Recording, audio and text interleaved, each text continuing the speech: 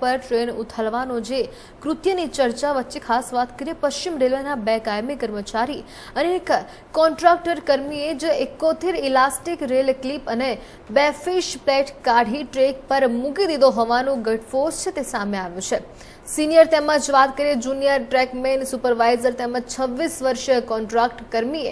ભેગા મળી આવા કાવતરાને અંજામ આપ્યો હતો અને જેણે સમગ્ર ઘટનાની જાણ રેલવે તંત્રને કરી એ જ કાર્યકરી જે કર્મચારીઓ છે તે હજારો મુસાફરોના જીવ જોખમમાં નાખવા સાથે રેલવેની પ્રોપર્ટીને મોટું નુકસાન પહોંચાડવાનું કૃત્ય અંજામ તેને આપ્યો હતો। વાત કરીએ ખાસ ત્યારે ગુનામાં સંડોવાયેલા 3 આરોપીઓને ઓલપાડ કોર્ટમાં રજૂ કરવામાં આવ્યા છે અને જ્યાં કોર્ટે આગામી 30 તારીખ એટલે કે 7 દિવસના રિમાન્ડ છે તે મંજૂર કર્યા છે। કોસંબા કેમ રેલવે ટ્રેક પર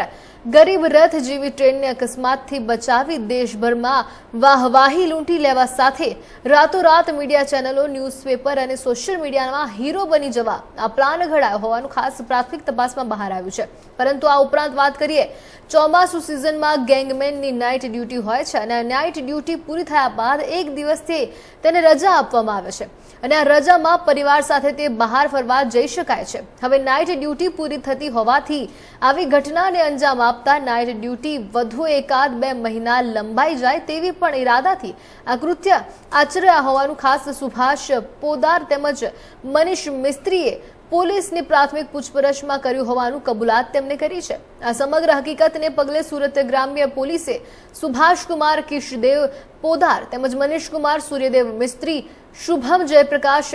જયસ્વાલની ધરપકડ કરાઈ છે। સુભાષ મુખ્ય સૂત્રધાર છે ત્યારે ખાસ વાત કરીએ તેમના કહેવાથી જ આ કૃત્ય અંજામ આપવામાં આવ્યો હતો અને આ 3 જણા જે છે તેમને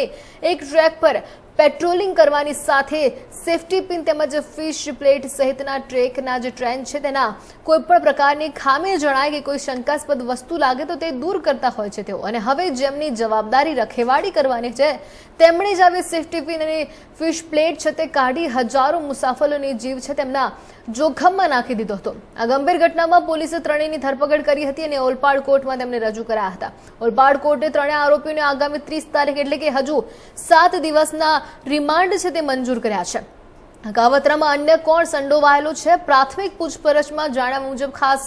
તેમને એવોર્ડ માટે જ આ કર્યું હતું ઉપરાંત કોઈ અન્ય કારણ જેવું લાગી રહ્યું છે તેવા અલગ મુદ્દા છે તેના માટે પણ ખાસ અત્યારે પૂછપરછ કરવામાં આવી રહી છે। આ કામે ગુનાના કામે રિમાન્ડ માટે જ્યારે નામદાર કોર્ટમાં સબમિશન કર્યું એટલે સરકાર તરફે અમોએ અને એના આરોપી પક્ષે એના વિદ્વાન વકીલશ્રી દલીલો કરી એમાં સરકાર પક્ષે અમે એવી દલીલ કરી કે જ્યારે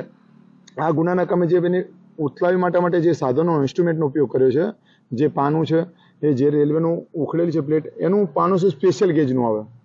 એ પાનું એ ક્યાંથી લાવેલો પછી જે હથોડો છે એ ક્યાંથી લાવેલો એ આ ગુનાના કામે પોલીસને હજુ રિકવર કરવાનો છે। એ બાબતે દલીલો થયેલી વત્તા એની નાણાકીય ટ્રાન્ઝેક્શન કે ભાઈ આ છે એને કોઈ આની સાથે કોઈ રેલવેનો બીજો અધિકારી સંડોવાયેલો છે કે આની સાથે કોઈ ત્રાસવાદી સંગઠન છે સંડોવાયેલું છે કે કોઈ ગેંગનો હાથ રહેલો છે કેમ કે આ કૃત્ય જો બનતું તો સેંકડો માણસની જાનને નુકસાન હતું એટલે એ બાબતે એની જોડે નાણાકીય વ્યવહારો થયેલા છે કોઈ ત્રાસવાદી સંગઠન કે કોઈ માઓવાદી સંગઠન કે કોઈ બીજું સંડોવાયેલું એને કોઈ ટ્રાન્ઝેક્શન કરેલું છે કેમ એ એકાઉન્ટ બાબતની તપાસ કરવાની હતી। બીજું એના આ ગુનો કર્યો એનું રિકન્સ્ટ્રક્શન પંચનામું કરવું છે પોલીસને કે ભાઈ એને ગુનો કેવી રીતે કર્યો એ રિકન્સ્ટ્રક્શન પંચનામું કરવાના બાબતે અમે નામદાર કોર્ટનો દલીલો કરેલી વત્તા એના ઘરની જડતી કે એના ઘરમાં આ ગુનાના કામે સાબિત કરવા માટે પોલીસને તપાસના કામે જરૂર પડે એવા કોઈ દસ્તાવેજી પુરાવા મળી આવે છે કે એ બાબતે તપાસ કરવાની વત્તા આની સાથે એ સિવાય કોઈ રેલવેના બીજા કર્મચારીઓ સંડોવાયેલા છે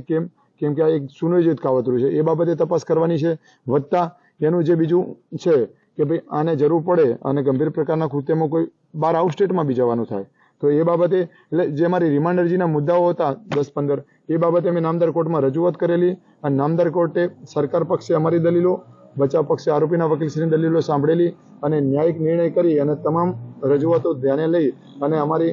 સરકાર તરફની જે રિમાન્ડ અરજી હતી જે પોલીસે નામદાર કોર્ટમાં રજૂ કરેલી હતી એ દલીલોના અંતે અમારી જે રિમાન્ડ અરજીની જે હતી એ નામદાર કોર્ટે માગણી સ્વીકારીને અમે પોલીસે આ ગુનાના કામે 14 દિવસની પોલીસ કસ્ટડી માંગી હતી પણ નામદાર કોર્ટે બંને પક્ષની દલીલો સાંભળી અને ન્યાયિક નિર્ણય કરી અને